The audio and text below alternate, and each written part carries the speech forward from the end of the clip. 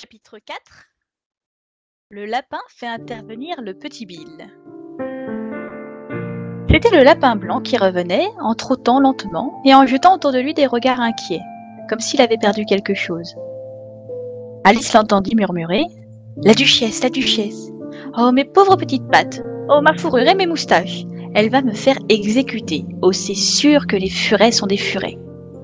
Où diable ai-je bien pu les laisser tomber ?» Alice devina sur le champ qu'il cherchait l'éventail et les gants de chevreau blanc. Et n'écoutant que ce bon cœur, elle se mit à les chercher à son tour. Mais elle ne les trouva nulle part. Tout semblait changer depuis qu'elle était sortie de la mare. La grande salle, la table de verre et la petite clé avaient complètement disparu. Bientôt le lapin vit Alice en train de fureter partout, et il l'interpella avec colère. « Eh bien, Marianne, que diable faites-vous là ? Filez tout de suite à la maison et rapportez-moi une paire de gants et un éventail. Allons, vite !» Alice eut si peur qu'elle partit immédiatement à toutes jambes dans la direction qu'il lui montrait du doigt, sans essayer de lui expliquer qu'il s'était trompé. « Il m'a pris pour sa bonne, » se disait-elle tout en courant. « Comme il sera étonné quand il saura qui je suis. Mais je ferais mieux de lui rapporter son éventail et ses gants, du moins si j'arrive à les trouver. » Comme elle prononçait ces mots, elle arriva devant une petite maison fort coquette, sur la porte de laquelle se trouvait une plaque de cuivre étincelante, où était gravé le nom « Lapin B ». Elle entra sans frapper, puis monta l'escalier à 4 à 4, car elle avait très peur de rencontrer la véritable Marianne et de se faire expulser de la maison avant d'avoir trouvé l'éventail et les gants. « Comme cela me semble drôle, pensa Alice, de faire des commissions pour un lapin. Après cela, je suppose que c'est Dinah qui m'enverra faire des commissions. » Et elle commença à s'imaginer ce qui se passerait. « Mademoiselle Alice, venez tout de suite vous habiller pour aller faire votre promenade. J'arrive dans un instant, mademoiselle. Mais il faut que je surveille ce trou de souris jusqu'au retour de Dinah, pour empêcher la souris de sortir. Seulement, continua Alice, je ne crois pas qu'on garderait Dinah à la maison si elle se mettait à donner des ordres comme cela. » Elle est arrivée maintenant dans une petite chambre bien rangée, devant la fenêtre de laquelle se trouvait une table. Sur la table, comme elle l'avait espéré, il y avait un éventail et 2 ou 3 paires de minuscules gants de chevreau blanc. Elle prit l'éventail et une paire de gants, et elle s'apprêtait à quitter la chambre quand son regard se posa sur une petite bouteille à côté d'un miroir. Cette fois, il n'y avait pas d'étiquette portant les mots « Bois-moi », mais cependant, elle déboucha la bouteille et la porta à ses lèvres. « Je sais qu'il arrive toujours quelque chose d'intéressant chaque fois que je mange ou que je bois quoi que ce soit, » se dit-elle. « Je vais voir l'effet que produira cette bouteille. J'espère bien qu'elle me fera grandir de nouveau, car vraiment, j'en ai assez d'être, comme à présent, une créature minuscule. » Ce fut bien ce qui se produisit, et beaucoup plus tôt qu'elle ne s'y attendait. Après avoir bu la moitié du contenu de la bouteille, elle s'aperçut que sa tête était pressée contre le plafond, si bien qu'elle dut se baisser pour éviter d'avoir le cou rompu. Elle se hâta de remettre la bouteille à sa place en disant « Cela suffit comme ça, j'espère que je ne grandirai plus. Au point où j'en suis, je ne peux déjà plus sortir par la porte. Ce que je regrette d'avoir tant bu. » Hélas, les regrets étaient inutiles. Elle continuait à grandir sans arrêt, et bientôt, elle fut obligée de s'agenouiller sur le plancher. 1 minute plus tard, elle n'avait même plus assez de place pour rester à genoux, et elle essayait de voir si elle serait mieux en se couchant. Un coude contre la porte, son autre bras replié sur la tête. Puis, comme elle ne cessait toujours pas de grandir, elle passa un bras par la fenêtre, mit un pied dans la cheminée, et se dit « À présent, je ne peux pas faire plus, quoi qu'il arrive. Que vais-je devenir ?» Heureusement pour Alice, la petite bouteille magique avait produit tout son effet, et elle s'arrêta de grandir. Malgré tout, elle était très mal à l'aise, et comme elle ne semblait pas avoir la moindre chance de pouvoir sortir, un jour, de la petite chambre, il n'était pas surprenant qu'elle se sentît malheureuse. C'était bien plus agréable à la maison, pensa la pauvre Alice. On ne grandissait pas et on ne rapetissait pas à tout bout de champ. Et il n'y avait pas de souris ni de lapin pour vous donner sans cesse des ordres. Je regrette presque d'être entrée dans ce terrier. Et pourtant, le genre de vie que je mène ici est vraiment très curieux. Je me demande ce qui a bien pu m'arriver. Au temps où je lisais des contes de fées, je m'imaginais que ce genre de choses n'arriverait jamais. Et voilà que je me trouve en plein dedans. On devrait écrire un livre sur moi, cela oui. Quand je serai grande, j'en écrirai un.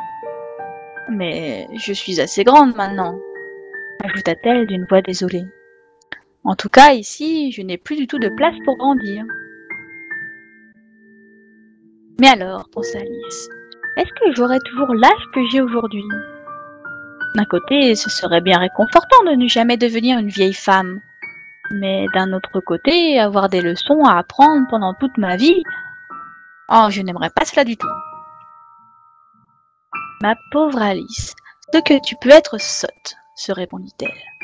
Comment pourrais-tu apprendre des leçons ici? C'est tout juste s'il y a assez de place pour toi, et il n'y en a pas du tout pour un livre de classe. Elle continua de la sorte pendant un bon moment, tenant une véritable conversation à elle seule, en faisant alternativement les questions et les réponses. Puis, au bout de quelques minutes, elle entendit une voix à l'extérieur de la maison et se tut pour écouter. « Marianne, Marianne, disait la voix, apportez-moi mes gants tout de suite. » Ensuite, Alice entendit un bruit de pas pressés dans l'escalier. Elle comprit que c'était le lapin qui venait voir ce qu'elle devenait, et elle se mit à trembler au point d'ébranler toute la maison, car elle avait oublié qu'elle était à présent 1000 fois plus grosse que le lapin, et qu'elle n'avait plus aucune raison d'avoir peur. Bientôt le lapin arriva à la porte et essaya de l'ouvrir, mais comme elle s'ouvrait vers l'intérieur, et comme le coude de la fillette était fortement appuyé contre le battant, cette tentative échoua. Alice entendit le lapin qui disait « Puisque c'est ainsi, je vais faire le tour et entrer par la fenêtre. » « Crois cela, tu te trompes, pensa-t-elle. Après avoir attendu le moment où elle crut entendre le lapin arriver jusque sous la fenêtre, elle ouvrit brusquement la main et fit un grand geste, comme pour attraper quelque chose. Elle n'attrapa rien, mais elle entendit un cri perçant, un bruit de chute et un fracas de verre brisé. D'où elle conclut que le lapin avait dû tomber sur un châssis à concombre ou quelque chose du genre. Ensuite résonna une voix furieuse, celle du lapin, en train de crier « Pat, Pat, où es-tu » Après quoi, une voix qu'elle ne connaissait pas répondit « Je suis là pour sûr, en train d'arracher des pommes, votre honneur. » Ah, vraiment? En train d'arracher des pommes? Arrive ici, viens m'aider à sortir de là. Nouveau fracas de verre brisé. Maintenant dis-moi, Pat, que voit-on à la fenêtre? Pour sûr que c'est un bras, votre honneur.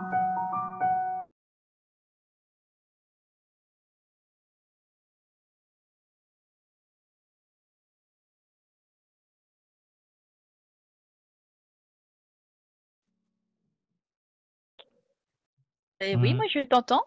Mais j'entendais plus Choco, moi. Ah bah d'accord. Quand c'est pas, quand c'est pas Skype, c'était... Ah, vous Bah m'entendiez pas non pourtant... plus, du coup?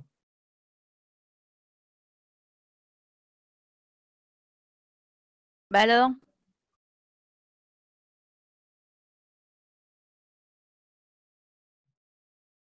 Oui, non, là on t'entend plus.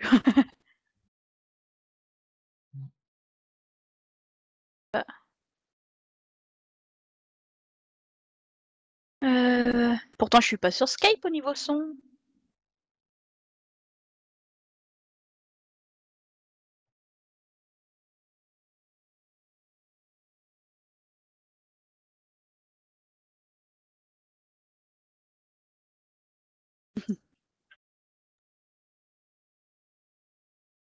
Si je remets le micro sur Skype...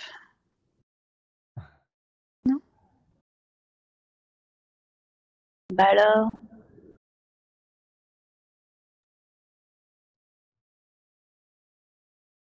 Où ça? Où ça? Où est-ce que je dois entendre? Ouais, je crois que je t'entends sur TS, là, ouais.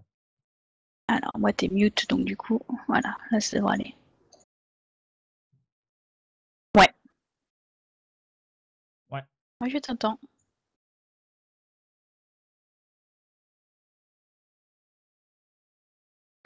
Aïe, aïe, y a toujours un truc qui va pas, hein.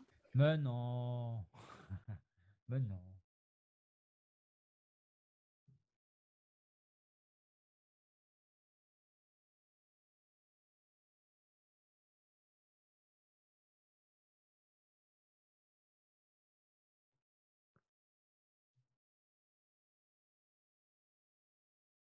On va y arriver.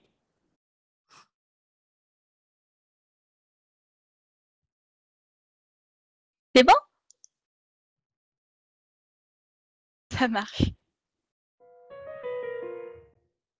Je suis là pour sûr, en train d'arracher des pommes, votre honneur. Ah, vraiment, en train d'arracher des pommes, répondit le lapin en colère. Arrive ici, viens m'aider à sortir de là. Nouveau fracas de verre brisé.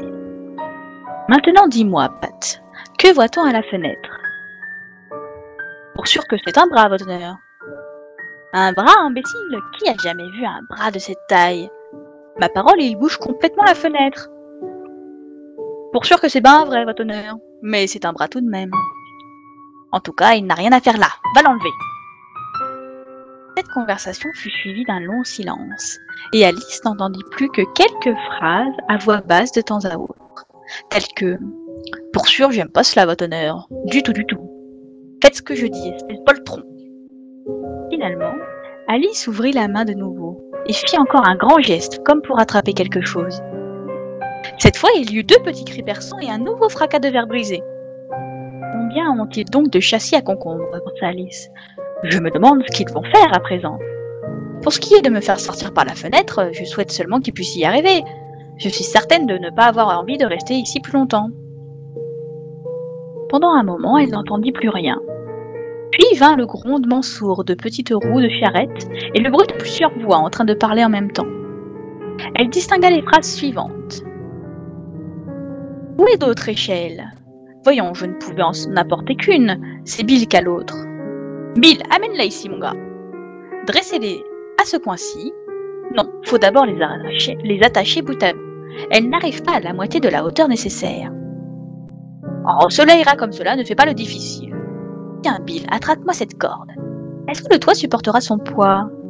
Attention à cette ardoise qui s'est détachée.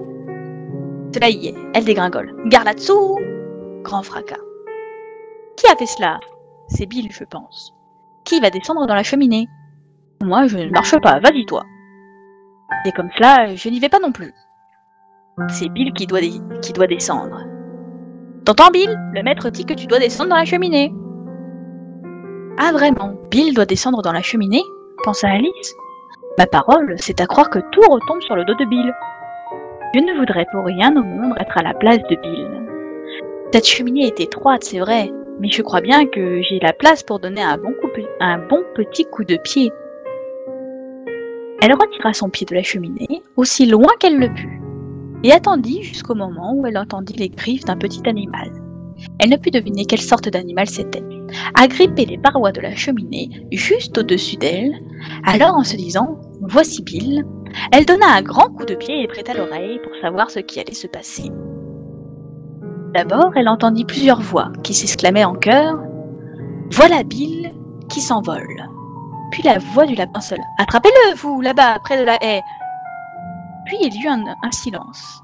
Puis, à nouveau, un chœur de voix confuses. « Relevez-lui la tête, un peu d'eau de vie maintenant, ne l'étouffez pas !»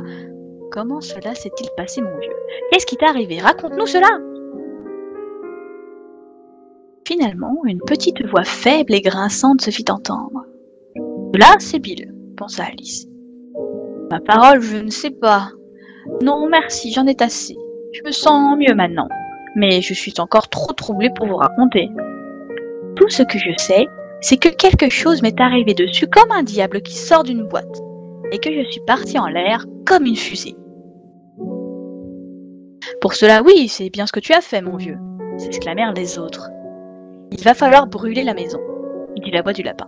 Si jamais vous faites cela, je lance Dinah à vos trousses, s'écria Alice de toute la force de ses poumons.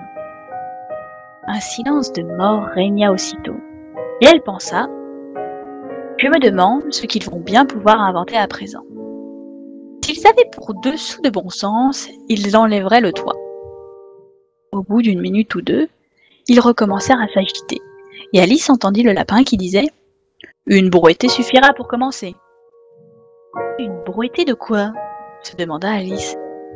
Mais elle ne tarda pas à être fixée, car une seconde plus tard, une grêle de petits cailloux s'abattit sur la fenêtre et quelques-uns la frappèrent au visage. « Je vais mettre un terme à tout cela, se dit-elle, et elle s'écria « Vous feriez bien de ne pas recommencer !» Ce qui amena à nouveau un silence de mort. Alice remarqua, non sans surprise, que les cailloux, aussitôt qu'ils tombaient sur le plancher, se transformaient en petits gâteaux et une idée lumineuse lui vint. « Si j'en mange un, pensa-t-elle, il va certainement me faire changer de taille. Et comme il est impossible qu'il me fasse encore grandir, je suppose qu'il va me rendre plus petite. » Elle avala donc un gâteau et fut ravie de voir qu'elle commençait à rapetisser immédiatement. Dès qu'elle fut assez petite pour pouvoir passer par la porte, elle sortit de la maison en courant et trouva dehors une foule de petits animaux et d'oiseaux qui attendaient. Bill, le pauvre petit lézard, était au milieu du groupe, soutenu par 2 cochons d'Inde qui lui faisaient boire le liquide d'un flacon. Tous se ruèrent dans la direction d'Alice dès qu'elle se montra, mais elle s'enfuit à toutes jambes et se trouva bientôt en sécurité dans un bois touffu. La première chose que je dois faire, se dit-elle, tout en marchant dans le bois à l'aventure, c'est retrouver ma taille normale. La seconde, c'est de trouver le chemin qui mène à ce charmant jardin. Je crois que c'est un très bon plan. En vérité, ce plan semblait excellent, à la fois simple et précis. La seule difficulté, c'est qu'Alice n'avait pas la plus petite idée sur la manière de le mettre à exécution. Tandis qu'elle regardait autour d'elle avec inquiétude parmi les arbres, un petit aboiement sec, juste au-dessus de sa tête, lui fit lever les yeux en toute hâte. Un énorme chiot la regardait d'en haut avec de grands yeux ronds et essayait de la toucher en tentant timidement une de ses pattes. « Pauvre petite bête !» dit Alice d'une voix caressante, et elle faisait de gros efforts pour essayer de le siffler.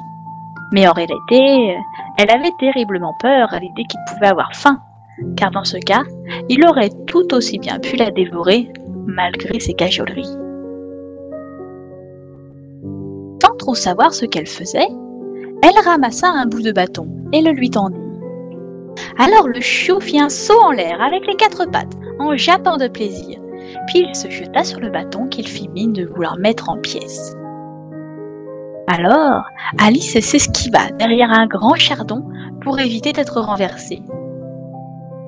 Mais dès qu'elle se montra de l'autre côté du chardon, le petit chien se précipita de nouveau sur le bâton et fit la cabriole dans sa hâte de s'en emparer. Alors Alice, qui avait nettement l'impression de jouer avec un cheval de trait et qui s'attendait à être piétinée d'un moment à l'autre, s'esquiva de nouveau derrière le chardon. Sur quoi, le chiot exécuta une série de courtes attaques contre le bâton, avançant très peu et reculant beaucoup, chaque fois, sans cesser d'aboyer d'une voix rauque. Finalement, il s'assit à une assez grande distance, haletant, la langue pendante et ses grands yeux mi-clos. Alice jugea qu'elle avait là une bonne occasion de se sauver. Elle partit sans plus attendre et courut jusqu'à ce qu'elle fût épuisée, hors d'haleine, et que l'aboiement du chiot ne résonna plus que très faiblement dans le lointain.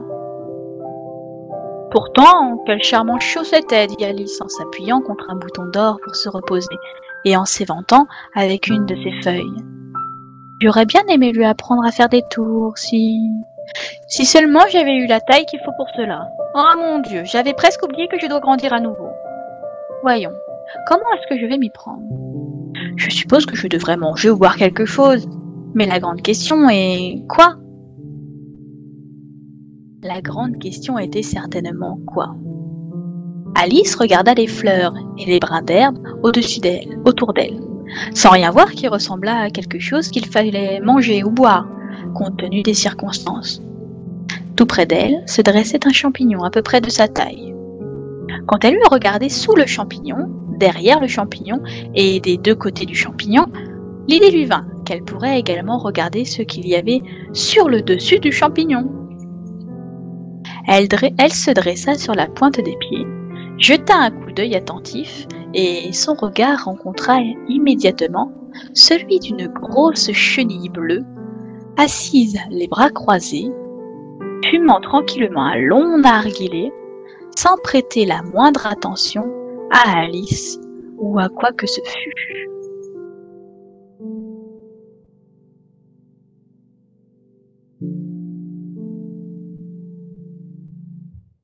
Fin du chapitre.